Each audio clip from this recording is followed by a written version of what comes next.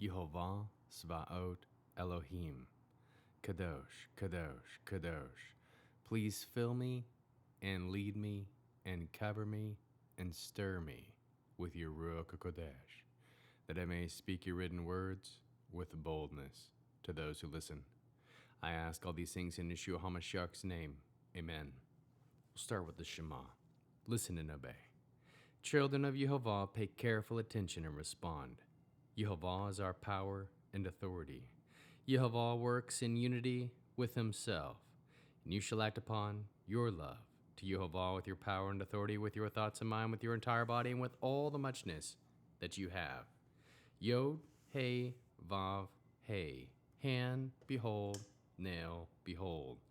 2 Samuel chapter 18.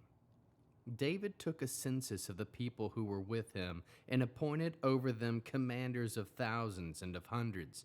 Then David dispatched the people, a third of them under the command of Joab, a third under Avishai, the son of Zeruiah, Joab's brother, and a third under Ittai the Gittite. And the king said to the people, I will also go out with you myself. But the people replied, Don't go out, because if we flee, they won't care about us. Even if half of us die, they won't care about us. But you are worth 10,000 of us. So it is better now that you stay in the city and be ready if we need help. The king answered them, I will do whatever you think best. So the king stood at the side of the gate while all the people went out by hundreds and by thousands. The king gave orders to Joab, Avishai, and Ittai, For my sake deal gently with young Absalom. All the people were listening when the king gave all the commanders this order concerning Absalom. So the people went out into the field against Israel. The battle took place in the forest of Ephraim. The people of Israel were defeated there by David's servants. There was a terrible slaughter that day of 20,000 men. For the battle there was spread all over the countryside. The forest devoured more people that day than did the sword. Absalom happened to meet some of David's servants. Absalom was riding his mule, and as the mule walked under the thick branches of a big terebinth tree, his head got caught in the terebinth, so that he was left hanging between the earth and the sky. As the mule went on from under him, someone saw it and told Joab, I saw Absalom hanging in a terebinth tree. Joab asked the man who told him, Here now, you saw it, so why didn't you strike him to the ground then and there? I would have had to give you 10 pieces of silver and a belt besides. The man replied to Joab, Even if you were to give 1,000 pieces of silver, I wouldn't raise my hand against the son of the king. After all, while we were listening, the king ordered you, Avishai and Ittai, be careful that no one touches young Absalom. Or if I had pretended that I didn't know, the king have known otherwise anyways. And you wouldn't have interceded for me either. Joab said, I can't waste my time arguing with you. He took 3 darts in his hand and rammed them through Absalom's heart while he was still alive, hanging from the terebinth.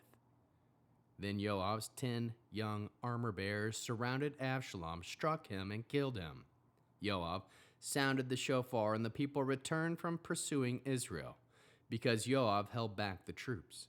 Then they took Absalom and threw him into a big pit in the forest and piled a big heap of stones over him. All Israel fled, each one to his tent. In his own lifetime, Absalom had taken and raised for himself the pillar which stands in the king's valley. Because he said, I don't have a son to preserve the memory of my name, so he named the pillar after himself, and it's called Absalom's monument to this day.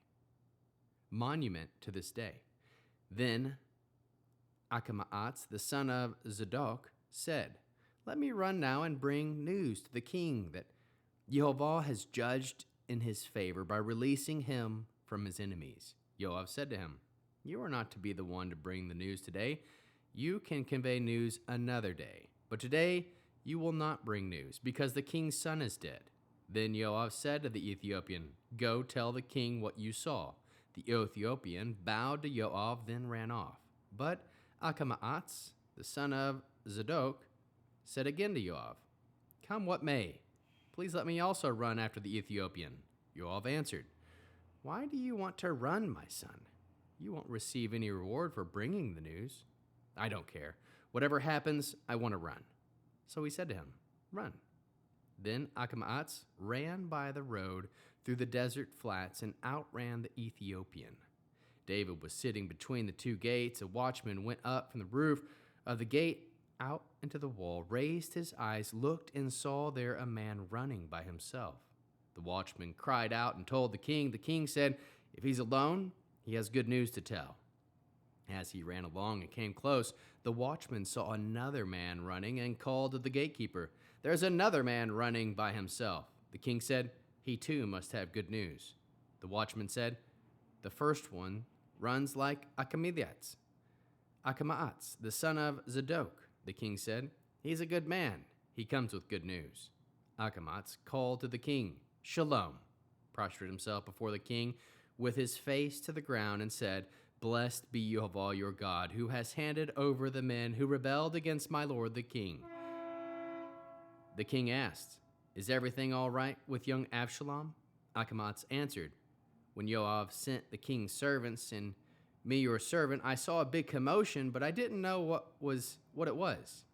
The king said, "Go, stand over there." So he went and stood there.